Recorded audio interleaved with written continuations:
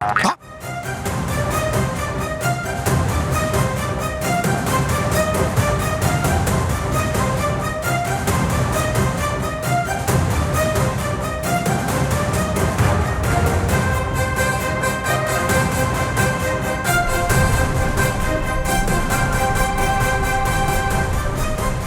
செய்திகளை பார்த்து வருகிறோம்.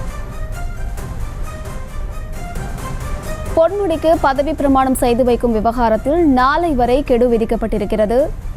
பொன்முடிக்கு பதவி பிரமாணம் செய்து வைக்கும் விவகாரத்தில் நாளை வரை கெடுவானது விதிக்கப்பட்டிருக்கிறது. அது தொடர்பான அண்மை செய்திகளை பார்த்து வருகிறோம். ஆளுநர் இந்த விவகாரத்தில் முடிவெடுக்க நாளை வரை கெடு விதித்திருக்கிறது உச்சநீதிமன்றம். பொன்முடிக்கு பதவி பிரமாணம் செய்து வைக்கும் விவகாரத்தில் நாளை வரை ஆளுநருக்கு கெடு விதித்து உச்சநீதிமன்றம் உத்தரவு பிறப்பித்திருக்கிறது. அது தொடர்பான அண்மை செய்திகளை பார்த்து வருகிறோம்.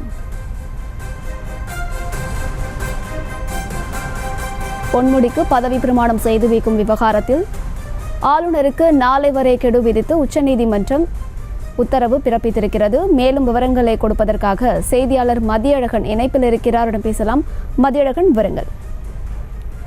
பொன்முடிக்கு அமைச்சராக பதவி பிரமாணம் செய்து வைக்க ஆளுநருக்கு உத்தரவிடக் கோரி வழக்கு இன்றைய தினம் விசாரணைக்கு வந்தது. தமிழக அரசு தரப்பில் ஆளுநர் அரசியல் சட்டத்தை மீறி செயல்பட்டு வருவதாக தெரிவிக்கப்பட்டது. ஏற்கனவே மசோதாக்களுக்கு அனுமதி அளிக்காமல் ஆளுநர் கிடப்பில் போட்டு வந்த நிலையில் தற்பொழுது முதலமைச்சர் பரிந்துரைக்கும் நபர் ஒருவருக்கு பதவி பிரமாணம் செய்து வைக்காமல் அரசியல் சாசன சட்டத்தை மீறுவதாகவும் தெரிவிக்கப்பட்டது. மத்திய அரசை பொறுத்த வரைக்கும் இந்த விவகாரத்தில் கருத்தை தெரிந்து கொள்வதற்காக நாளைய தினம் வழக்கை ஒத்திவைக்க வேண்டும் என மத்திய அரசுடைய தலைமை வழக்கறிஞர் சார்பில் தெரிவிக்கப்பட்டது. அப்பொழுது நீதிபதிகளை பொறுத்த வரைக்கும் பொன்முடிக்கு விதிக்கப்பட்ட தண்டனையை உச்சநீதிமன்றமே நிறுத்தி வைத்திருக்கிறது. இந்த நிலையில் ஆளுநர் ஏன் பதவி பிரமாணம் செய்து வைக்க மறுக்கிறார்? அவர் செய்வதை தெரிந்துதான் செய்கிறாரா? இந்த விவகாரத்தில் அவருக்கு எதிராக நாங்கள் கடும் கருத்துக்களை தெரிவிக்க வேண்டும் என்றெல்லாம் நீதிபதிகள் கடுமையான கருத்துக்களை தெரிவித்திருந்தார்கள். அதே போல தற்பொழுது மீண்டும் அமைச்சராக பொன்முடிக்கு பதவி பிரமாணம் தான் செய்து வைக்க வேண்டுமா என்றும் நீதிபதிகள் கேள்வி எழுப்பினார்கள். அதற்கு தமிழக அரசை பொறுத்த வரைக்கும் தண்டனை நிறுத்தி வைக்கப்பட்டிருப்பதால் அவருக்கு எம்எல்ஏ பதவிதான் தானாக கிடைக்குமே தவிர அமைச்சராக பதவி பிரமாணம் செய்து வைக்க வேண்டும் என்றும் தெரிவிக்கப்பட்டது. இதனையடுத்து நீதிபதிகளை பொறுத்த வரைக்கும் பொன்முடிக்கு எதிரான அந்த தீர்ப்பை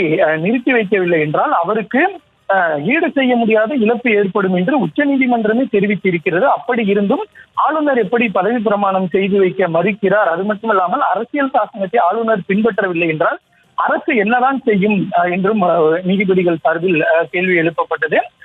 தமிழக நீதிபதிகள் சார்பில் கேள்வி எழுப்பப்பட்டது. அதே போல உச்சநீதிமன்றம் ஒரு வழக்கினுடைய தீர்ப்புக்கு தடை விதித்துள்ள நிலையில் அமைச்சராக பதவி பிரமாணம் செய்து வைக்க முடியாது என்று ஆளுநர் எவ்வாறு கூற முடியும்? இது எப்படி அரசியல் சாசனத்திற்கு எதிரானது ஆகும் எனவும் நீதிபதிகள் கேள்வி எழுப்பினார்கள்.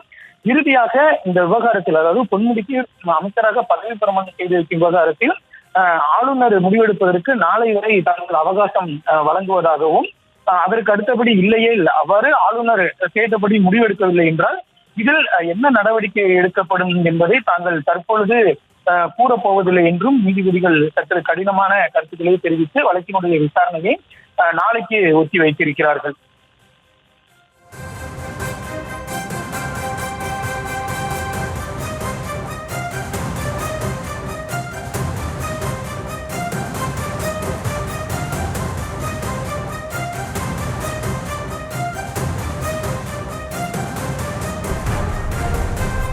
வழக்கு தொடர்பான முழு விவரங்களுக்கு நன்றி மதியழகன். செய்திகளை உடனுக்குடனும் துல்லியமாகவும் தெரிந்து கொள்ள சப்ஸ்கிரைப் பண்ணுங்க.